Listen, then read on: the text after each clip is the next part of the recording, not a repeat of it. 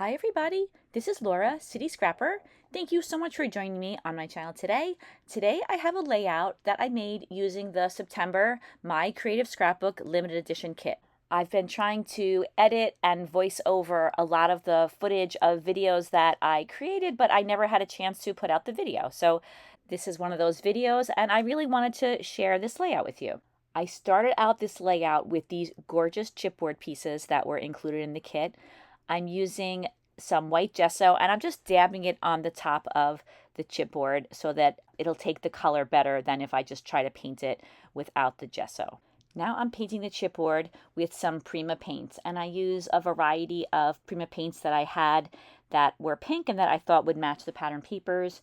I also add some green paint, and I'll put all of the different types and colors of paint in the description box. I wanted to keep the colors rather subtle. Even though they're very sparkly, I didn't want them to be too overpowering because the colors of this collection were very soft. September's kit included many of the papers and embellishments from the Prima My Sweet collection that was designed by Frank Garcia. The collection has a lot of florals, so this chipboard goes perfectly with it. And I feel bad that I haven't been able to get all of my videos out each month. It seems that I'm creating layouts and then I'm making videos, but before I get all the videos edited, I'm creating again. I always seem to have something new going on. So I wanted to get all of these videos out for you to see. And so that is going to be my focus for the next few months. I want to try to get all of the videos that I have out there on my channel and then try to get all of the current videos up each month. Sometimes there just aren't enough hours in the day. As I'm painting the flowers, I try to put the darkest color pink on the inside of the flower and then the lightest color of pink on the outside petals. I think that makes it look a little bit more realistic. And then for the leaves, I try to vary the color a little bit so that they're not just a flat color green. In addition to the chipboard pieces, I'm also using one of the cut files that are available to my Creative Scrapbook subscribers each month, and this cut file was created by Pear Tree Cut Files. It says, "Life doesn't have to be perfect to be wonderful." I've already backed the cut file using the papers from the My Sweet collection. Now I'm popping the cut file up on some foam. I'm using a combination of tape and fun foam. The rolls of tape, you could see one off to the right that I got from Amazon, and I think it's a good thing to have on hand for anything you want to pop up on your layouts. And then I also use some white fun foam, which is a kid's craft foam. It's adhesive on one side, and I cut that into small pieces, and I popped up the cut file, and then I mounted it on a piece that I cut separately from some green cardstock from my stash. And I inked the edges of the green cardstock with some Distress Oxide in Bundled Sage.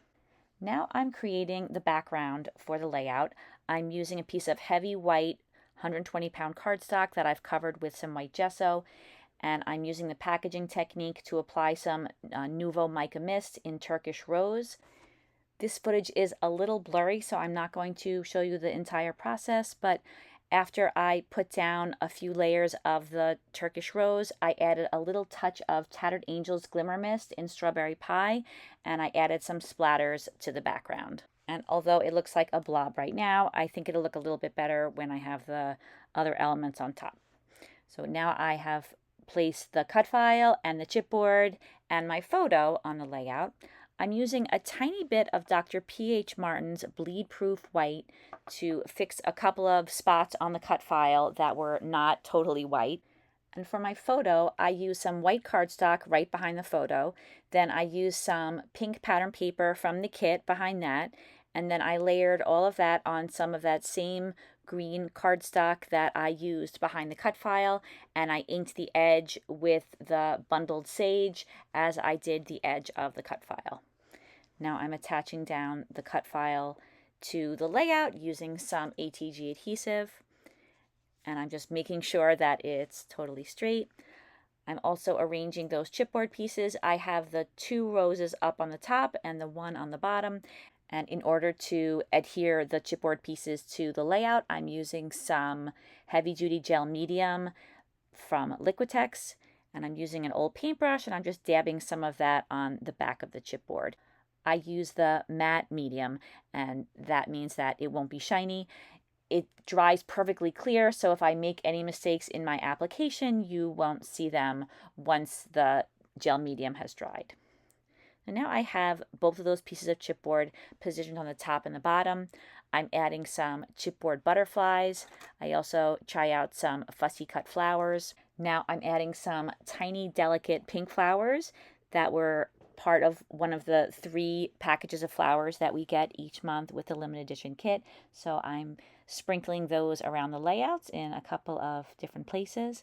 I add just a couple of these floral die cuts.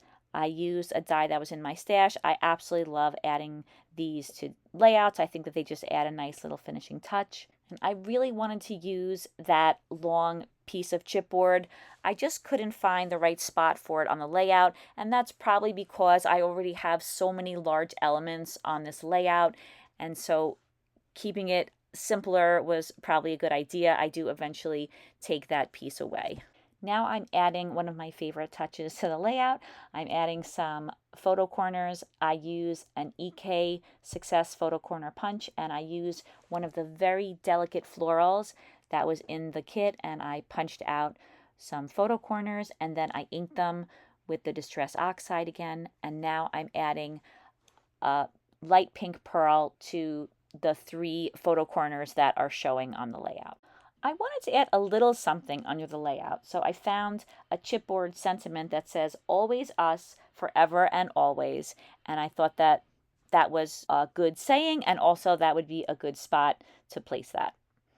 There were some green chipboard hearts in the chipboard pack, so I add some of those to the layout, and I also add some pearls to the centers of them just to add a little detail. Those pearls are a little bit darker pink than the ones I added to the photo corners.